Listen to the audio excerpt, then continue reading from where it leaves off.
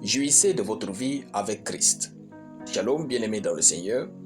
Notre méditation du jour s'intitule « Jouissez de votre vie avec Christ ». Première partie. Nous tirons notre texte dans Philippiens chapitre 4, le verset 4, qui nous dit ceci. « Réjouissez-vous toujours dans le Seigneur. Je le répète, réjouissez-vous. » Alléluia. Les problèmes d'argent ne finiront jamais. Aussi, les problèmes familiaux ne finiront jamais. Le boulot ne finira jamais.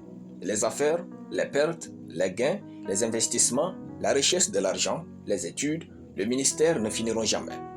Beaucoup d'entre nous recherchent tellement le bonheur qu'ils n'ont pas le temps de jouir de ce même bonheur. À quoi vous servira de passer toute votre vie à demander, à rechercher et à soupirer pour enfin saisir le bonheur sans jamais arriver à en jouir? À la fin de votre vie ici-bas, tout ce dont vous aurez conscience sera tout ce que vous avez ressenti profondément au fond de vous quand vous viviez. Imaginez que vous n'avez eu aucun moment de bonheur, de joie, d'exaltation, de folie, de fou rire et d'amusement. Quel gâchis! Ne passez pas dans ce monde comme un prisonnier isolé du bonheur. Le bonheur est la plus grande bénédiction que Dieu puisse nous donner. À chaque fois que Dieu nous donne quelque chose ou nous bénit, il s'attend à ce que nous soyons heureux.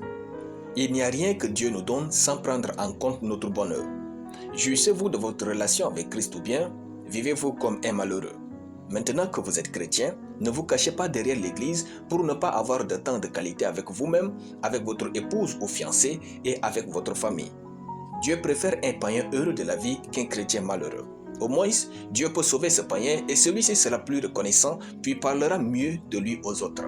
Notre chrétienté est inefficace parce que nous donnons l'impression aux non-chrétiens que devenir chrétien c'est être coincé, être sans joie, faire tout pour Dieu et jamais pour soi-même pour être heureux. Apprenons à vivre bien et heureux. Jouissons de week-end et détendons-nous entre amis et famille. Allons au-delà des réunions dites spirituelles et organisons des réunions de joie. Je déteste marcher avec des gens toujours tristes. Ils vont corrompre ma manière d'apprécier Dieu et d'aimer la vie. La Bible dit « Réjouissez-vous toujours dans le Seigneur ». Je le répète, réjouissez-vous. Ne mémorisez pas ce verset, vivez-le. Gloire à Dieu. Nous allons prier. Père Tout-Puissant, je bénis ton nom pour ta parole. Je déclare que je vis la vie heureuse avec Christ dans mes quotidiens. Au nom de Jésus, Amen. La lecture biblique en une année, 1 Samuel chapitre 13 à 1 Samuel chapitre 15. Soyez bénis, c'était le pain du ciel.